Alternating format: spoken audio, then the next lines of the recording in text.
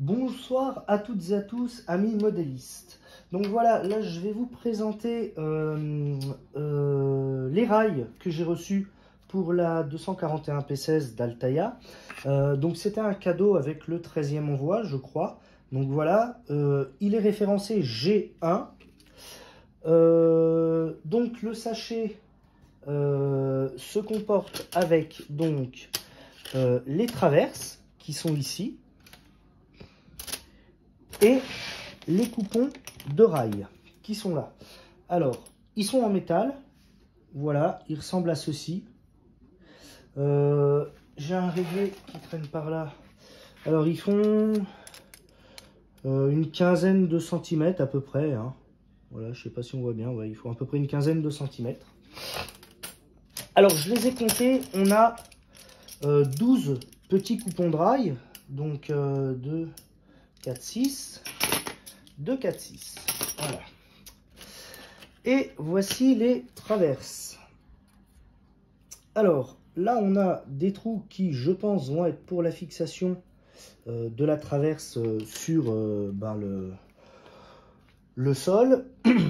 Et en fait, on vient eh bien, prendre le rail et le glisser bêtement, hop, comme ceci,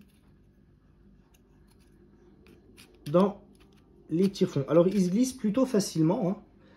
Franchement, il se glisse assez bien. Hein. Donc, voilà.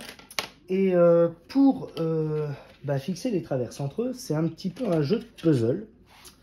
Voilà, on a des détrompeurs. Et alors, ils ont un sens, c'est par en dessous. Hein. Hop. Et hop. Voilà. Là, c'est fixé. Voilà.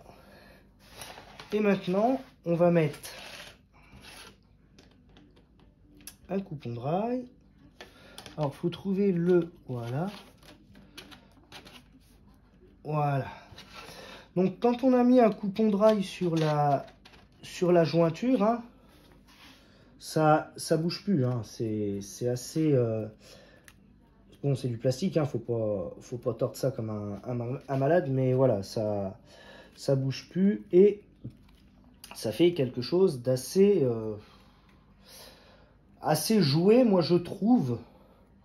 Mais bon, ils auraient peut-être tenu à être un petit peu plus fins. Je trouve les rails un petit peu grossiers.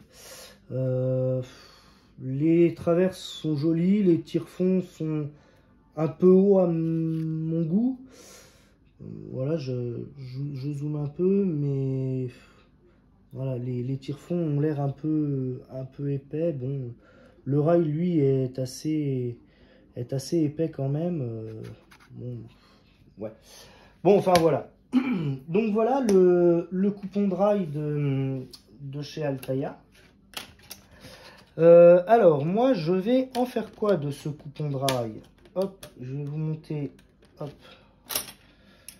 Je vais en faire quoi? Parce que là, pour l'instant, la machine, je l'ai en présentation au-dessus de mon tour de lit, sur la tête de mon tour de lit. Donc voilà, là, le rail, il bouge un peu, mais c'est assez rigide quand même. Et elle est posée, donc la machine est sur le haut de mon tour de lit, et elle est posée sur un coupon de rail de la marque Peco, que j'ai acheté dans un magasin de modélisme à côté de chez moi. Mais le coupon de rail de la marque Peco, je vais l'utiliser pour autre chose. Je vais donc utiliser le coupon de rail d'Altaïa. Je vais le laisser, je ne vais pas le peindre, je ne vais pas le patiner, je vais laisser tel qu'il est. Et je vais mettre la machine dessus. Comme ça, au moins, les roues seront posées sur les rails et ça sera très bien. Je vais la protéger quand même. Je vais me créer une petite vitrine. Je vais vous expliquer la construction un peu plus tard.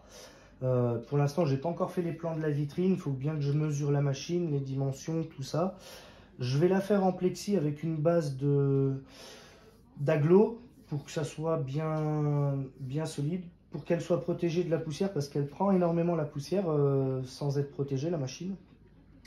Et je vais vous expliquer sur une prochaine vidéo qui va sortir très bientôt ce que va devenir le coupon Dry Peko que j'ai acheté et qui va être remplacé par celui d'Altaïa.